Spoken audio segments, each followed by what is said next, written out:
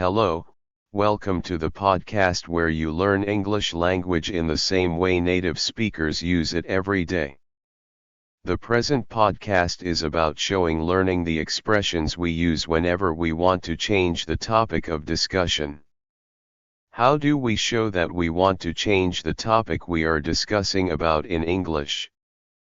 In order to show you how to do that, we will start by looking at the expressions first. Next, we use the complete sentences or questions on how to use those expressions. Finally, we provide you with a practice section where you can meet some real-life situations where you have to use the expressions learned.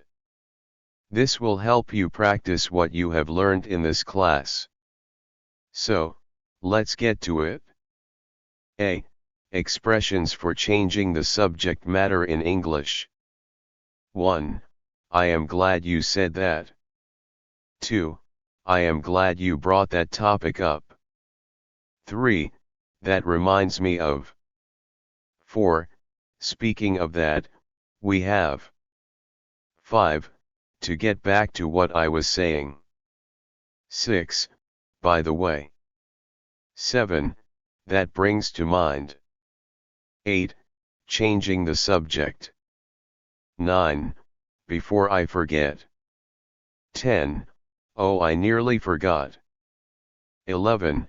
I have just thought of something. 12. Oh, there is something else I want to say. 13. There is another issue. 14. On quite another issue. 15. Now, that I think about it. B. Changing the subject using complete sentences. 1. I am glad you said that because I was going to do another thing. 2. I am glad you brought that topic up. 3. That reminds me of. 4. Speaking of money, have we paid our bills for the month yet? 5. To get back to what I was saying, did you complete the project on time? 6. By the way, I like the method you use to teach mathematics. 7. That brings to mind the wonderful work of art of David da Vinci. 8. Changing the subject, I would like to thank the employees for reaching the goal of the company. 9. Before I forget, I will be going on vacation next week. 10. Oh, I nearly forgot that tomorrow is a public holiday. 11. I have just thought of something, why don't we start studying English? 12. Oh, there is something else I wanted to say, I could not pronounce the word in English language. 13. There is another issue, when are we going to have the meeting? 14. On quite another issue, where are we going to build our new office? 15. Now, that I think about it, when are we going to receive the money? C. How to show change of subject matter in the following situations. How would you change the subject of discussion in these situations? You want to go to university, but remembers you need to buy a house. You want to buy a car. You want to go to the doctor at 10 o'clock and go to work. You want to buy expensive smartphones and an elegant notebook. You want to travel, but you don't have sufficient money.